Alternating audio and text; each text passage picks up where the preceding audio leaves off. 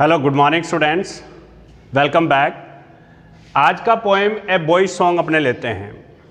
देखिए, Nobel nature जो आपने the Nobel nature poem Ben Jonson का पढ़ा, हमने उसके क्वेश्चंस भी निकाले और उसके बाद आज अपना एक पोएम जो है नेक्स्ट ए बॉयज सॉन्ग लिखने वाले पोइट जो हैं वो विल्फ्रेड विल्सन गिब्सन हैं।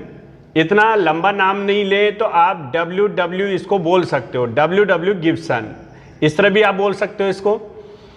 तो डब्ल्यू गिब्सन जो है यहाँ पे टाइटल लेता है ए बॉयज सॉन्ग। अब ए बॉयज सॉन्ग किस संबंध में है यहाँ पे, यानी एक बाल गीत जो यहाँ उसने तैयार किया है। 12 पंक्ति जो यहाँ पे 3 स्टेंजाज मैंने लिखे हैं, ये 12 जो लाइन्स यहाँ लिख रखी हैं, ये 12 लाइन्स का जो एक आपने यहाँ लिरिक देखा है, ये पूरा का पूरा डब्ल्यू गिब्सन जो है वो पक्षी पर लिखता है। यानी कवि जो है वो पक्षियों के बारे में चर्चा करता है कि हमें उन तमाम पक्षियों को आसमान में, खुले आसमान में जो है वो स्वतंत्र उड़ने देना चाहिए। ये बात वह है इस तरह से कहता है जैसे मनुष्य को स्वतंत्र रहना पसंद है, मनुष्य जो है वो अपना बिल्कुल एक फ्रीली जो रहने का कार्य करता है, उसे एक ऐसा राइट्स मिला हुआ है। हम किसी व्यक्ति को जब हम कैद करते हैं तो उसकी हालत क्या होती है, वही बात कवि समझाना चाहता है कि पक्षी को अगर हम कैद कर लें और ये समझने लग जाएं कि ये पक्षी मेरा है, या ये पक्षी बहुत ही आराम पसंद कर रहा होगा, ये पक्षी बहुत ही प्रसन्नता महसूस करता है, तो ऐसा कवि का विचार है कि सारे ऐसे लोग ये बात समझें कि कभी किसी को कैद में डाल करके उसे प्रसन्नता महसूस करवाना बिल्कुल गलत है। यानी पक्षियों को, प्रकृति को बिल्कुल अच्छी तरह से हमें सहेजना है, उन सबको संरक्षण देना है, इसमें प्रसन्नता जाहिर होती है।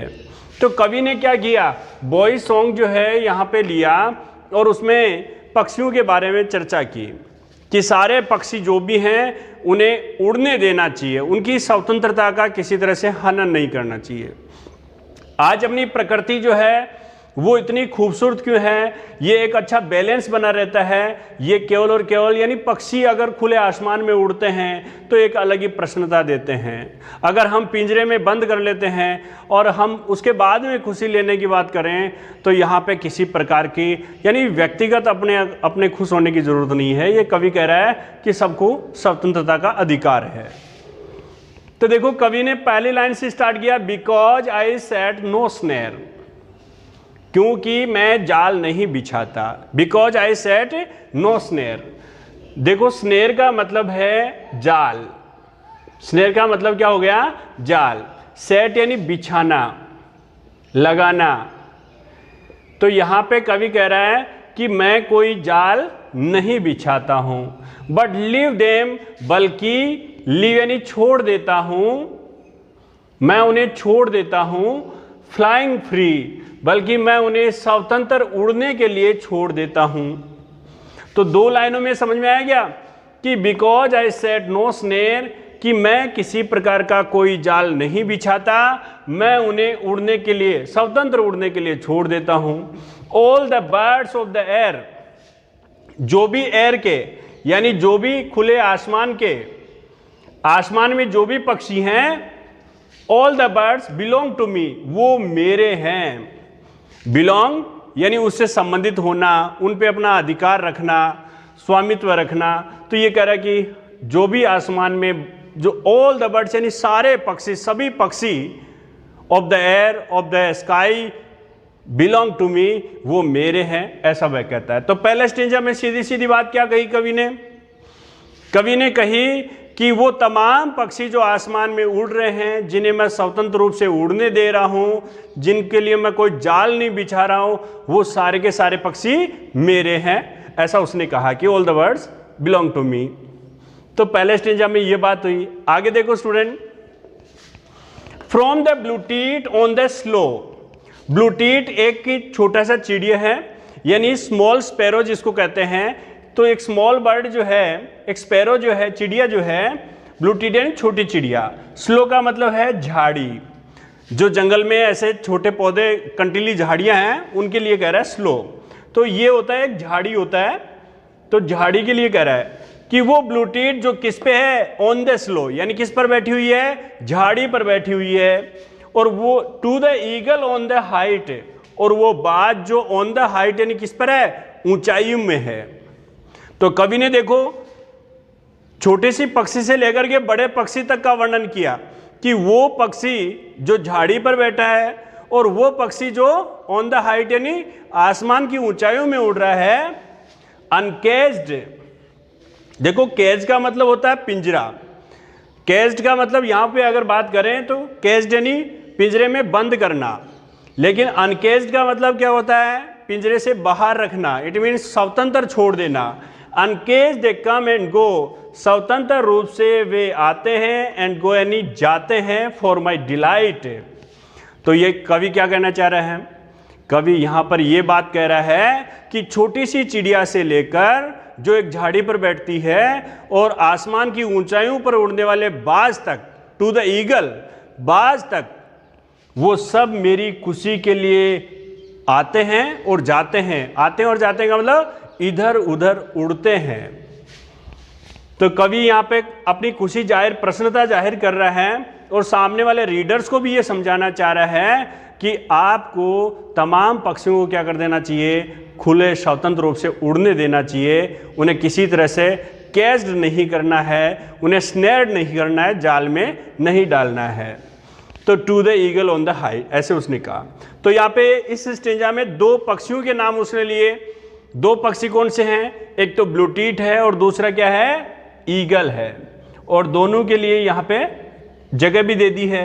ईगल का स्थान कहाँ पे दिया, आसमान की ऊंचाइयों पे, और ब्लू टीट का स्थान कहाँ दिया, एक झाड़ी पर।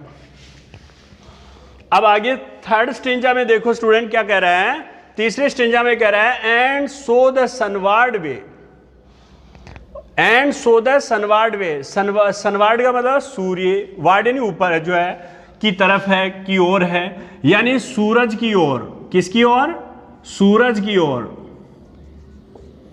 वे यानी रास्ता, वे का मतलब क्या हो गया, रास्ता, यानी सूरज की तरफ जाने वाला रास्ता, सनवार्ड वे, यानी ऊपर सूर्य की तरफ। एंड सो द सनवार्ड वे आई सोर ऑन द ईगल विंग्स, मैं बाज के पंखों पे क्या करता हूं, सवारी करता हूं।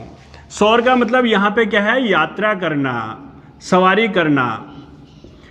और ये कह रहा है कि सूर्य की तरफ, सूरज की तरफ, सूरज की तरफ जाने वाले रास्ते में, सूरज की तरफ जाने वाले रास्ते पर मैं बाज के विंग्स पर, विंग्स क्या होते हैं, पंख होते हैं। तो यहां पे ये कह रहा है कि पंखों पर, मैं बाज के पंखों पर यात्रा करता हुआ महसूस करता हूं।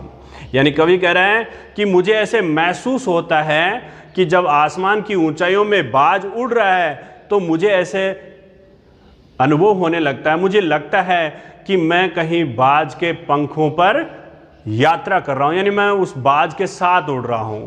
यानी सीधी सी बात कि कवि अपना प्रेम इस तरह से प्रदर्शित कर रहा है कि उन पक्षियों से कितना प्रेम करता है, वो यहाँ पर इन पंक्ति में बता रहा है कि जब ऊंचाइयों पे उड़ता है तो उसे इतनी खुशी होती है कि मैं खुद उड़ रहा हूँ, मैं उस पक्षी के पंखों पर बैठा हुआ हूँ, ऐसा उसे महसूस होने लगता है। किसकी तरफ, सनवार्ड वे। सनवार्ड वे इसलिए है, ये सनवार्ड वे क्यों, किस बात के लिए दिया है, क्योंकि ईगल जो है वो बहुत ऊंचाइयों पर होता है। तो ये सनवार्ड वे टू द हाइट के लिए है, यानी काफ़ी ऊंचाई के लिए है। तो एक पॉइंट के लिए यहाँ पर ये वाला जो है फ्रेज यूज किया है। And in my heart all day, और मेरे दिल में, ऑल डे यानी पूरे दिन भर, द ब्लू टीट सिंग्स। अब ये कह रहा है कि सिंग्स यानी गाना है, गूंजना है, यानी मेरे दिल में पूरे दिन भर ब्लू टीट जो है वो गूंजता रहता है, यानी ब्लू टीट का गाना बजता रहता है। तो ये वाली बात भी शायद आपको अच्छी तरह समझ में आ रही होगी कि कवि जो है W.W. गिब्सन ये बात भी कह रहा है कि मुझे किसी प्रकार का ये अलग से महसूस नहीं होता कि मैं ईगल के पंखों पे सवार हो गया ना तो अब मैं किसको भूल जाऊं, छोटे वाले पक्षी को भूल जाऊं। मैं ऐसा बिल्कुल नहीं सोचता। ये कह रहा है कि जब मैं आसमान की ऊंचाइयों पे होता हूं तो जो झाड़ी पर बैठने वाला पक्षी है वो भी मेरे दिल में जो है उस समय उसका भी गाना है वो बजता रहता है, यानी मुझे वो छोटा सा पक्षी भी याद रहता है, मुझे वो ब्लू टीट जो है वो भी मेरे हृदय में पूरे दिन भर पूरे समय गाना गाता रहता है, गूंजता रहता है। कब? जब मैं ईगल विंग्स के सवारी कर रहा हूँ, जब मैं बाज के पंखों पर सवारी कर रहा हूँ, उस समय मैं ब्लू टीट को भी याद रखता हूँ। तो कवि ने स्टूडेंट्स इस तरह से बात बताई इन 3 स्टेंजाज के माध्यम से कि हम मनुष्य प्राणियों को जो है वो पक्षियों को स्वतंत्र रखना चाहिए, उन्हें अपनी स्वतंत्रता को जो है वो पूर्णतया यानी खुले में उड़ने देना चाहिए, उन्हें अपना अधिकार जो है वो बनाए रखना चाहिए। ये सब बातें यहाँ पे कवि समझाना चाह रहा है। तो हम इसके आगे जो है वो नेक्स्ट क्वेश्चंस करेंगे आगे वाले जो क्लासेस में, और आप इन तीनों स्टेंजाज को अच्छी तरह से पढ़ लो।